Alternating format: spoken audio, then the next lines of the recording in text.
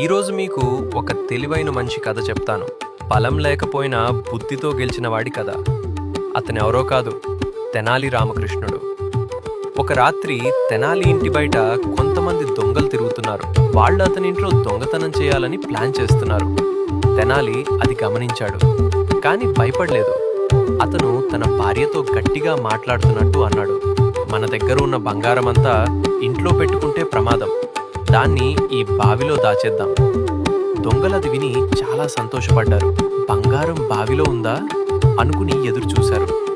తెనాలి ఒక పెట్టె తీసుకుని బావిలో పడేశాడు. రాత్రంతా దొంగలు బావిలో నీళ్లు తీయడం మొదలుపెట్టారు.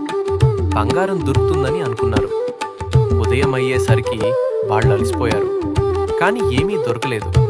అప్పుడు తెనాలి వచ్చి నవ్వుతూ అన్నాడు, బంగారం కోసం వచ్చారు, నా తోటను బంగారంలా మార్చేశారు అని.